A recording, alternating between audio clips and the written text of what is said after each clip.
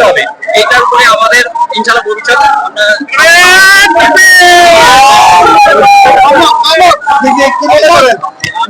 বাদশা বড় বড় যারা আছে তাদের জমিদারি, তাদের যে মানে একটা রাজা বাদশাগিরি ছুটে যাবে, তাদের এটাই আজকে আমাদের মুসলমান রাষ্ট্রগুলো যেগুলো আছে এগুলো সম্পূর্ণ কাফের মুশরিক যে এদেরকে এরা যেভাবে কথা বলে আমরা ওইভাবে কথা বলে ওরা শুনবে, এর বিকল্প নাই। একমাত্র এই মুক্তি রাস্তা হলো জিহাদ ফি সাবিলিল্লাহ।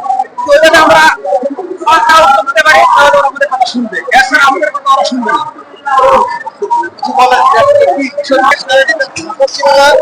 আমাদের উপরে যে নির্যাতন করতেছে, এই নির্যাতন আমাদের যে মধ্যপ্রাচ্যের ভাই আছে, সৌদি আরব আছে, কাতার আছে, তারপর দুবাই আছে, তারা কোনো সাড়াই দিতেছে না। আমরা চাই তারা সাড়া দেন।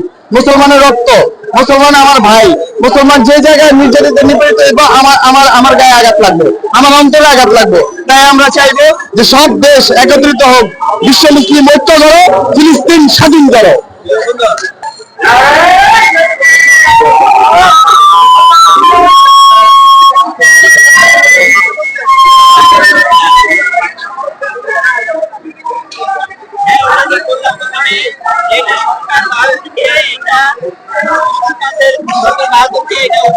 পদক্ষেপ নিতে হবে।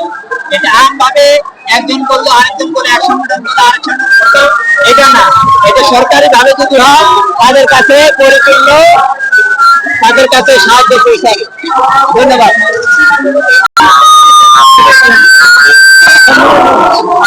ইসরায়েলি